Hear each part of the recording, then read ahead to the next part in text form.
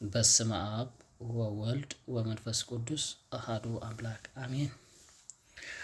ሩፍታ ልበይ ርግቢት ሰላም ምንጭ ቅሳነት ድንግል ማርያም ጉዕዘይ ጀሚረ ንኽፍጽም ሃለወ መሳይ ንዘለዓለም።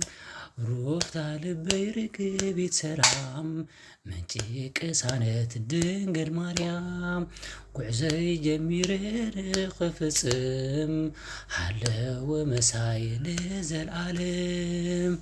ጎደና ሰላመይ ልበይ አውዲቐ ዝኸደልኪ መኽነያ ድሕነት ነብሰይ ኢኺ ምዕራፍ ሕይወተይ ናቱ ፍጻሜ ንኽጽብቕ ኣሰርከ ይኹን ናተይ ርጋጽ።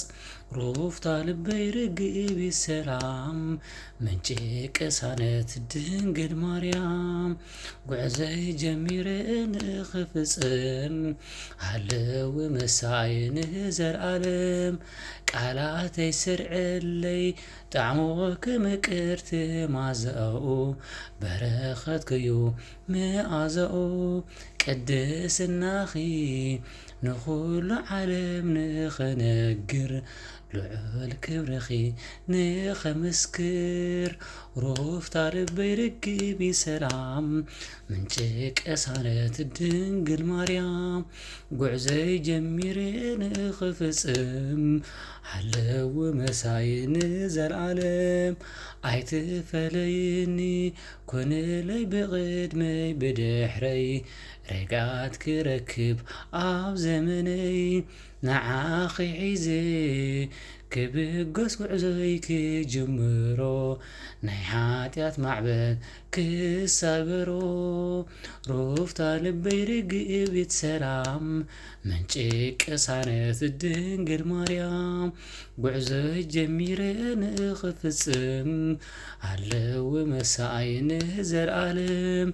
ተበጊሰ ኣለኹ ልሙና ጸሎትኪ ኣሚነ ኣይተርፍን ዝኽታም ኮይነ።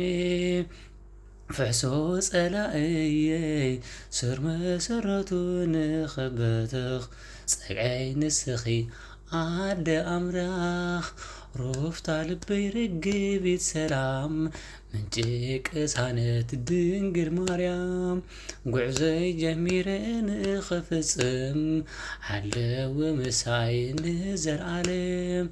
ሩፍታ ልበይ ርግቢት ሰላም ምንጭ ቅሳነት ድንግል ማርያም ጉዕዘይ ጀሚረ ንኽፍጽም ሃለወ መሳይ ንዘለዓለም።